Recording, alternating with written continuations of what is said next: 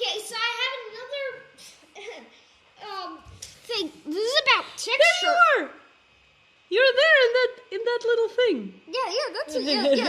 It's textured onto a plane. I'm textured onto the plane, and this is just a hedgehog image textured onto the box.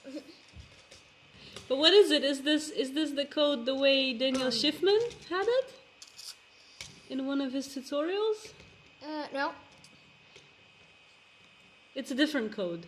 It's different. It's a different program. But I think he was talking about it. I saw a tutorial that was sort of like that. Yeah, it's sort of, yeah. It's not. What's the difference then? I don't know what the difference is. Oh, because you typed it from memory, right? You were not. Yeah. Maybe there is no difference, and maybe there isn't. There is difference, but there is difference. But what is this example of?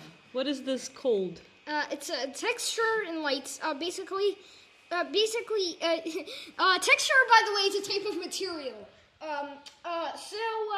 Basically, there's a normal material, which is, assigning.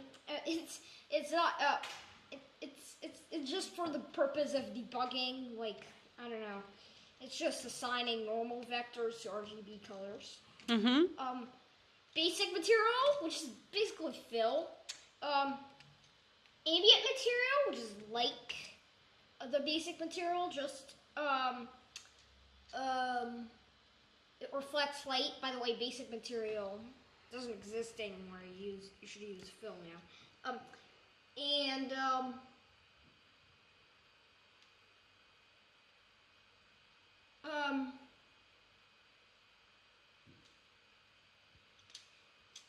Specular material, it's like ambient material, it just reflects light in kind of a shinier way. And texture, which is just like, which is what you see right now. And there's also a shader, which allows you to make a custom material. So Okay. So. And what does this look like if you show us the code To make it. for this? What does the code look like? So what's the code? Because what I find Look, particularly is the code interesting is that you have two shapes at the same time. One grabbing the image from the webcam. So basically, I have just an angle, just so they're spinning, and then webcam. I have a webcam image, and I have a hedgehog.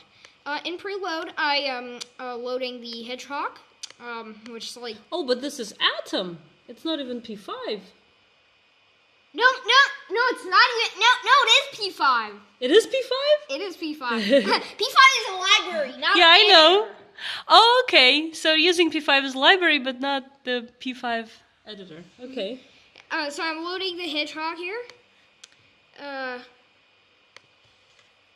Then in setup, I am he can go full screen canvas, by the way, window width and window height, are like the width and height of the page. Yeah. Create capture video, it's like starting a webcam.